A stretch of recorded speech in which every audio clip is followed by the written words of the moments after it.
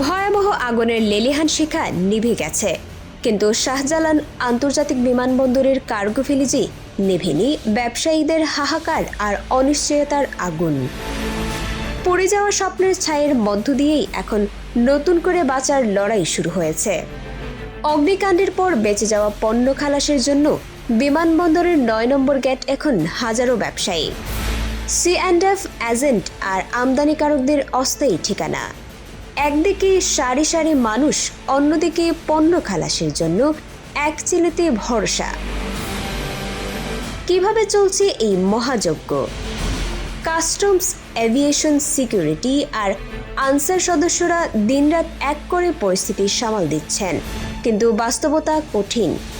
জনবল আর যন্ত্রপাতির অভাবে ভারী পণ্য খালাস করাটাই এখন সবচেয়ে বড় চ্যালেঞ্জ।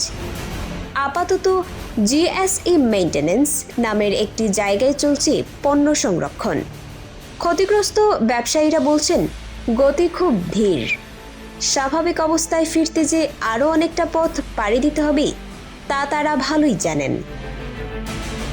বিশেষ করে ভারী বাণিজ্যিক পণ্য খালাসের এই বিকল্প ব্যবস্থা একেবারেই অপ্রতুল। ভেবে দেখুন, এই আগুনে পুড়ে ছাই হয়েছে বহু ওষুধ কোম্পানির জীবন রক্ষাকারী কাঁচামাল সহ গুরুত্বপূর্ণ সব মালামাল। তবে যা কিছু রক্ষা পেয়েছে তা দ্রুত ব্যবসায়ীদের হাতে তুলে দিতেই এই বিকল্প ব্যবস্থা। কর্তৃপক্ষ বলছে তারা সমন্বিতভাবে কাজ করছেন ক্ষতি কমানোর জন্য।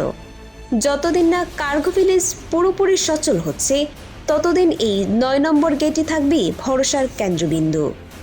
একরাশ হতাশার মাঝেও টিকে থাকার এই লড়াইটাই হয়তো ঘুরে দাঁড়ানোর প্রথম ধাপ। এই ধরনের গুরুত্বপূর্ণ আপডেট পেতে আমাদের সঙ্গে থাকুন। BGN TV 24, সংবাদ যেখানে, বিশ্বস্ততা সেখানে।